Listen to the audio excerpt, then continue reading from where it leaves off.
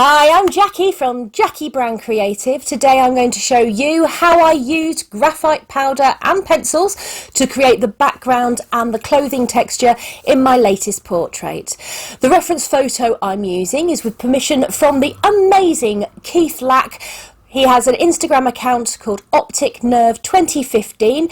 Absolutely wonderful black and white photographer. If you'd like to check him out, I will leave a link in the description box below. I'm here every Thursday with new content. If you like what you see, please give me a thumbs up and subscribe. For now though, it's on with the video.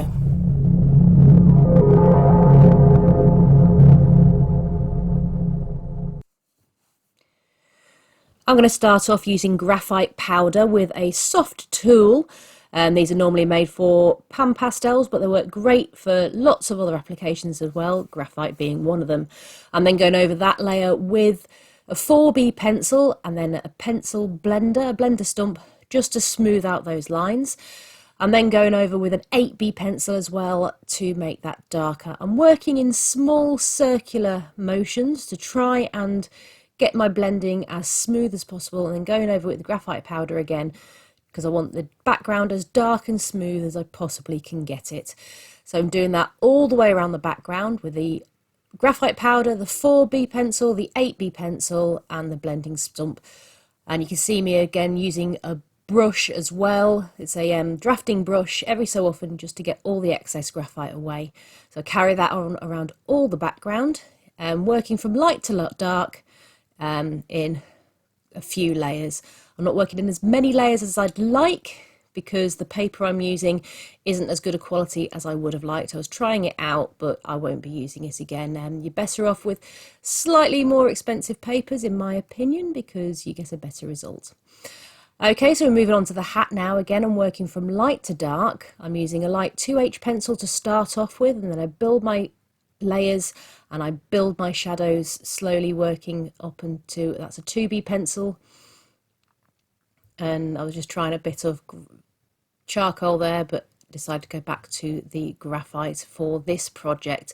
I'm also using a Tombow mono eraser every so often. That just picks out the highlights for me. And I'm also using a Faber Castell, oh dear, that wouldn't work, Faber Castell Perfection eraser to get the small details in that I want to lighten back up again. So again, light to dark from 2H, and then I'm going to a 2B. The mechanical pencil there gets the fine details in, that is the 2B pencil, and 2H, and I'm using the blending stump. It's already got a lot of graphite on it. I'm using that to smudge in a base layer when I'm starting a new area, because I want to start light to dark, but I want it to be smooth. So that's how I'm getting that smooth bottom layer in, and just working my way around, adding my shadows in first. I find it easier to build up my shadows as best I can first, so I can gauge best the rest of the portrait for the rest of my values. So adding a bit of texture in now. I think I've gone up to an 8B in some of those areas, just to try and get a bit more depth to the shadowed areas. And now again back in with my 2B mechanical pencil, trying to add a bit more detail back through it. And again, as you can see, this is a layering process. I'm starting off light and I'm working my way up through the mid-ranges, then to the darks, and then back through. And occasionally I'll be picking up those highlights again with my Tombow mono eraser, because that adds some lights back into there and some small details that you can't necessarily get with the pencils.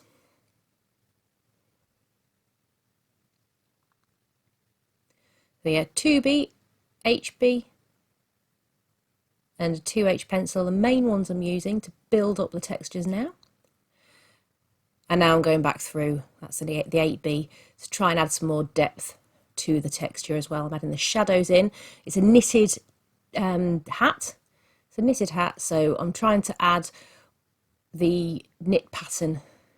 So all those ridges you get in the ribbing, that's what I'm trying to emulate right now.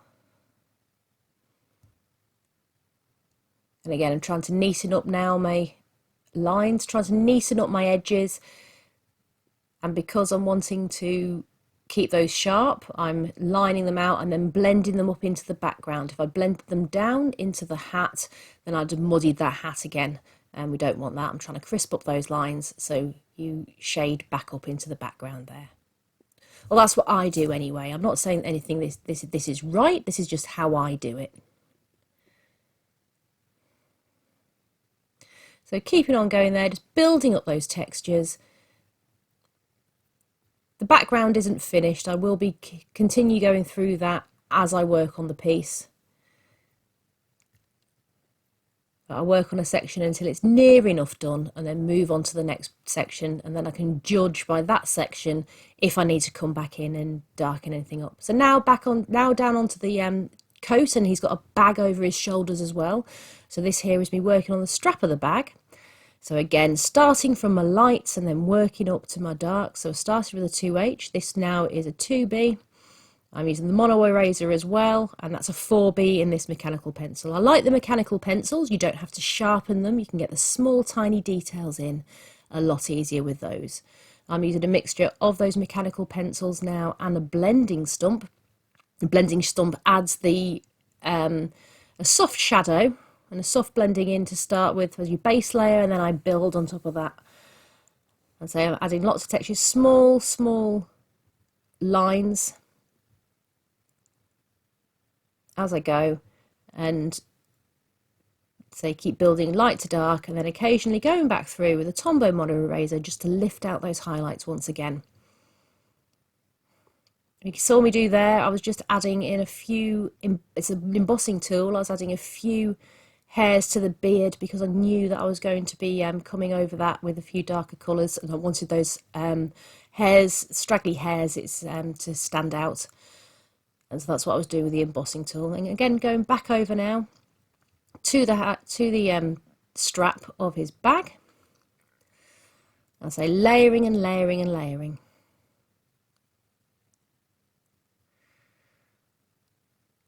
So just working on a small section at a time, building up that colour, building up that gradient before moving on to another area. So Tombow mono eraser is your friend. You can add so much texture with that as you go. I also a bit later on will be using an electric razor. It's got a very small rubber on it like the Tombow mono, and that helps with the extra dark areas that you may have been slightly more heavy-handed with, just to pull that pigment back up again. So on the other side of his bag strap now, you're really paying attention to your reference photo. Notice where the light is coming from, and notice where your darks and your lights are. What gives a picture form is your contrast. So you need to make sure that your darks are dark enough and your lights are white enough. If they're not, then you are going to end up with a really flat picture. You tend to find that if something isn't looking as realistic as you'd like, it's because you haven't quite got those values right. You'll hear numerous people say it, and it's true. Your darks need to be, you need to be brave with your darks. A lot of people are scared to go as dark as they need to, but if those darks aren't dark enough, then your whites aren't going to stand out as bright as they need to. So again, just paying attention to my reference photo, light again to begin with, and just trying to block in where I need to add my shadows, and adding them now again with the help of the blending stump and the Tombow mono eraser. It's just small movements with the pencil, paying attention to where the light is hitting that canvas. It doesn't have to be exact, just as close as you can get it, but you just really need to pay attention to where the textures. It's a very monotonous task. This took me hours of work, and I'm not the best artist in the world. I'm not necessarily the most experienced artist. I'm definitely not the most experienced artist in the world. So it probably took me longer than it takes a lot of people. But it's a case of building it up. You start off light, you use a light hand. The lighter a hand you use, the easier it is to lift up where you've made mistakes. And then you just keep on building from there. You keep on building until it looks how you want it to look.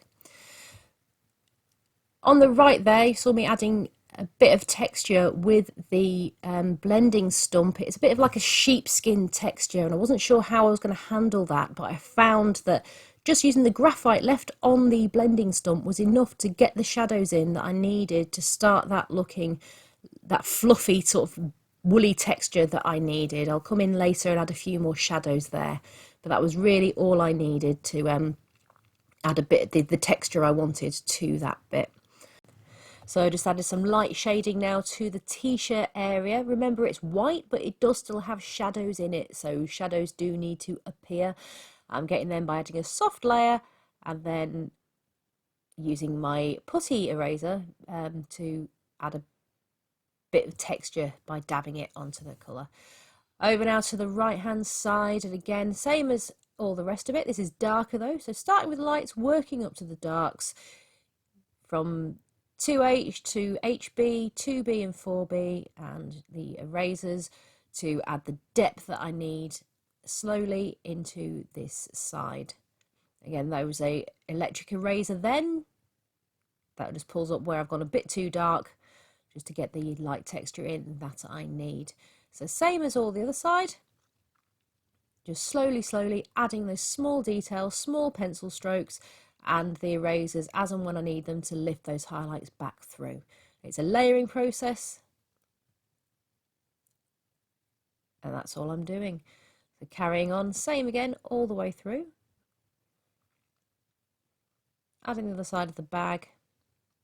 Just paying attention to where my lights and darks are and what direction the fabric's going in. Make sure you're paying attention to the direction. If you're not following the movement, then again your picture isn't going to look as realistic as it could. So pay attention to what direction all your fibres and the clothing movement is going in, and follow that as best you can. So close is good enough. I'm not going for realistic. Oh dear, words.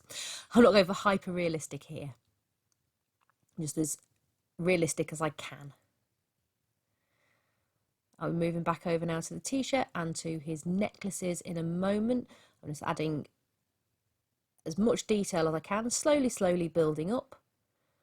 If you're not happy, just keep on layering and working on it, and you will finally get there eventually. Just don't give up on it, just keep on working. Light layers, look at your lights and darks, small pencil movements, and that's all there is to it, really. So that's pretty much all there is to it, to this piece. I just keep fussing now over my lights and darks, getting them where I want to, lifting them up with my erasers. I've got a putty eraser, and this is the final result.